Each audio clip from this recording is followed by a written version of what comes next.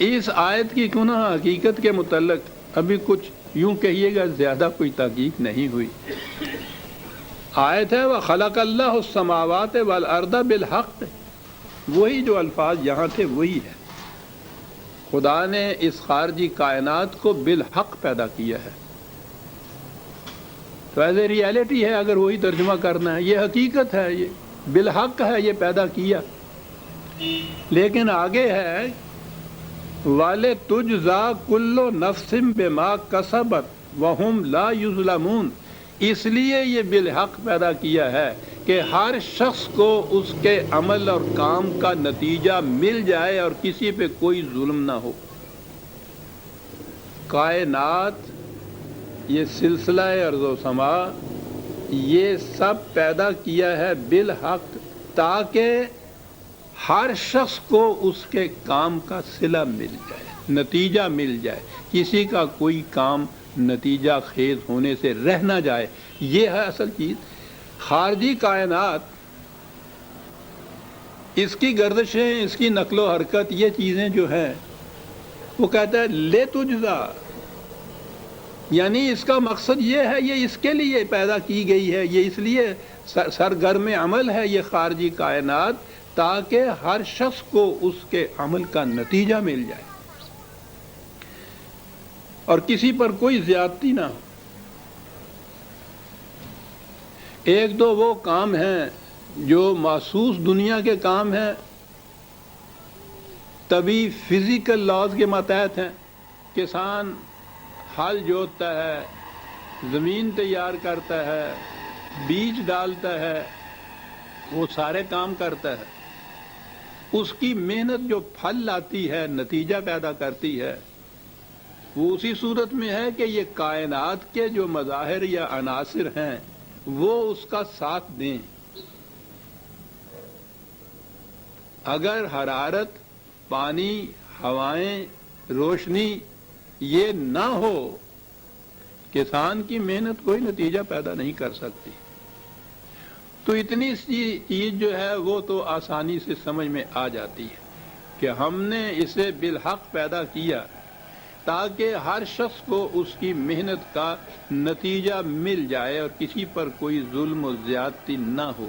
تو میں نے عرض کیا ہے کہ جہاں تک یہ طبعی چیز ہے، فزیکل لاز ہیں، اس میں تو بات آسانی سے سمجھ میں آ جاتی ہے کہ اگر یہ خارجی کائنات کے جو مظاہر ہیں، عناصر ہیں، قوتیں ہیں، قوا ہیں، یہ اگر ساتھ نہ دیں تو انسان کی محنت جو اس خارجی کائنات میں وہ کرتا ہے کبھی نتیجہ خیز نہ ہو. ہر معاملے میں فطرت کے ان قوانین اور ان قوتوں کا ساتھ ہونا اس کے نہایت ضروری ہے. تو ایک تو اس کا یہ جو کہا لے تجزا کل نفس بما کسبت وہم لا یظلمون، ایک بات تو یہ سامنے آئی. لیکن بما کسبت کے اندر تو صرف یہ فزیکل لاز یا طبی قوانین کے ماتحت ہی محنت نہیں ہے، ساری چیز تو انسان کے اقدار کی ہے. یہ بات کہ صاحب قوت، صاحب اقتدار، سرکش قوتیں سلب و نہب کرتی ہیں، غصب کرتی ہیں، ظلم کرتی ہیں، لوٹتی ہیں، کھسوٹتی ہیں، فریب دیتے ہیں، جھوٹ بولتے ہیں، دوسروں کو تنگ کرتے ہیں، یہ اقدار کے خلاف ہے نا.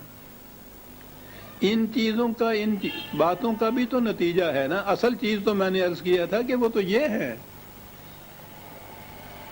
جن کی نتیجہ خیزی. وہ جو کہتا ہے کہ یہ اس لیے ہے سب کچھ انہ لا یفلح الظالمون، کہ ظالم کی کھیتی پنپ نہیں سکتی، یہ ایک قانون ہے.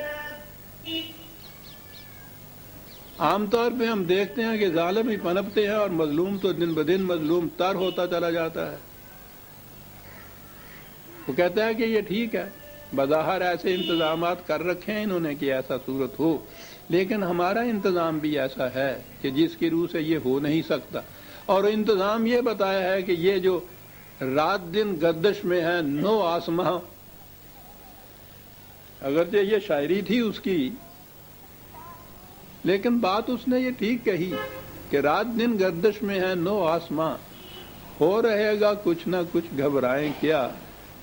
لیکن یہ چیز جو تھی، میں ضمن عرض کر دوں کہ یہ غلط تھی۔ وہ ایک عقیدہ تھا ایران والوں کا چلا آ رہا کہ انسانوں کی قسمتیں ستاروں کے تابع ہوتی ہیں، تو اس لیے وہ گردش افلاق جسے کہتے ہیں، یہ ہماری شاعری میں عام طور پہ آتا ہے۔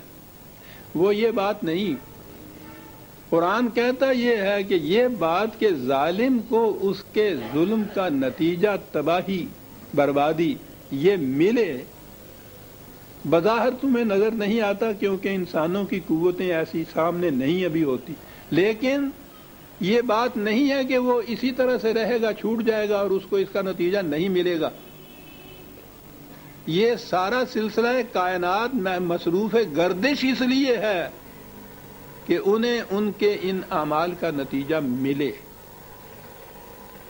یہ چیز ابھی تک سمجھ میں نہیں آتی کہ خارجی کائنات کی اس گردش کا، اس نقل و حرکت کا، اس نظام کائنات کا جو خارج میں ہے، اس کا تعلق انسانوں کے ان اعمال سے کس طرح سے ہے، جو جن کا تعلق اقدار سے ہے، فزیکل نہیں ہے، یہ طبعی نہیں ہے۔ یہ اگر میں دل میں کسی کے خلاف فریب دہی کا، اس کی بربادی کا کوئی خیال کروں، اس طرح سے کسی کے خلاف کوئی چیز ایسا کروں جو کسی کو بھی اس کا علم نہ ہو سکے، یہ کہ اس کا بھی نتیجہ مجھے ملے گا، ٹھیک ہے، خدا کا قانون مکافات ہے، لیکن وہ کہتا ہے کہ اس قانون مکافات کی نتیجہ خیزی اس طرح ہوتی ہے کہ یہ خارجی کائنات سرگرم عمل ہے۔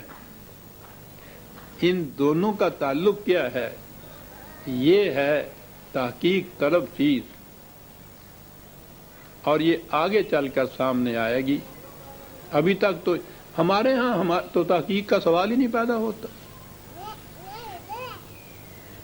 وہ ہم پہ تو ایسا جمود چھایا ہوا ہے کہ آج تک قرآن کی کسی حقیقت پہ غور ہی نہیں کیا گیا، تحقیق تو ایک طرف رہی صاحب۔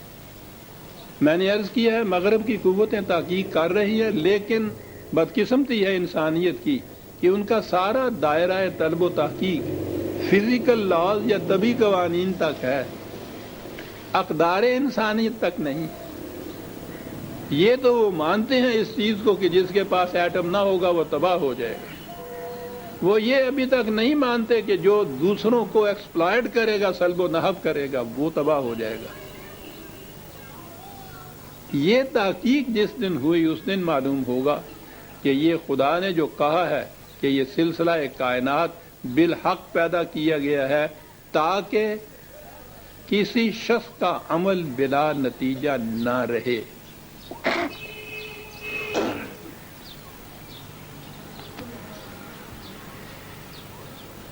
یہ بات کہ جو میں نے عرض کیا ہے کہ اس سے یہی مراد ہے، اگلی آیت نے بتا دیا ہے کہ ان یوم الفصل میقاتہم اجمعین یوم لا یغنی مولا عن مولا شیئا ولا هم ینصرون۔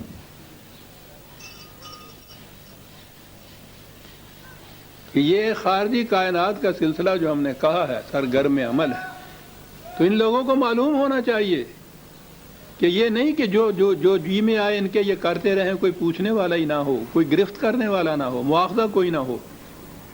مواخذے کا وقت آ جاتا ہے، آئے گا، ضرور آئے گا، فیصلہ ہوگا ان چیزوں کا، اور یہ وہ وقت ہوگا کہ جب کوئی دوست کسی دوسرے دوست کا کے کام نہیں آ سکے گا، کوئی کسی کے لیے کسی کو چھڑا نہیں سکے گا۔ یعنی اس قسم کا فیصلہ جو ہے قانون مکافات عمل کا، اس آیت میں یہ کہا کہ یہ آنے والا ہے،